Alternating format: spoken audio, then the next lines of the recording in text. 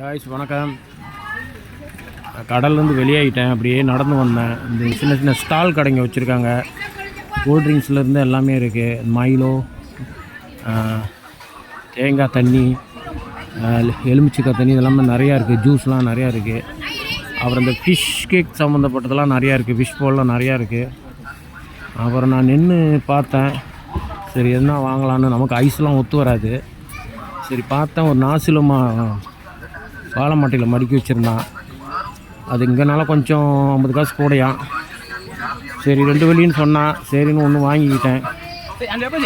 அப்புறம் இந்த கோழியெல்லாம் வந்து நெருப்பில் சுட்டுக்கிட்டு இருக்காங்க.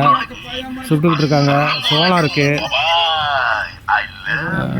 எல்லாமே இருக்குது. இந்த ஃபிஷ் பால்லேருந்து எல்லாமே இருக்குது. இதெல்லாம் குடித்தா சளி பிடிச்சிக்கும், நமக்கு ஒத்து வராது. எல்லாமே ஐஸில் போட்டு தான் வச்சுருக்குறாங்க. இந்த மலையாக்காரங்க தான் அதிகமாக வாங்கி சாப்பிட்றாங்க. கூட்டமாக வராங்க. பார்க்க நல்லாயிருக்கு.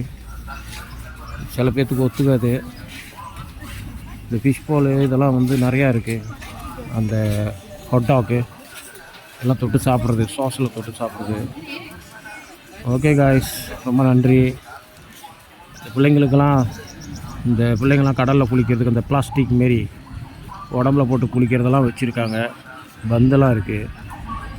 வந்தீங்கன்னா வந்து பாருங்கள், ரொம்ப நல்லாயிருக்கு. புலி கூட ரோட்டில் படுத்துருக்கு பாருங்கள்.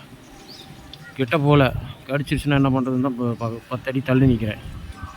ஓகே காய்ஸ், ரொம்ப நன்றி. மறுபடியும் அடுத்த வீடியோவில் சொல்கிறேன்.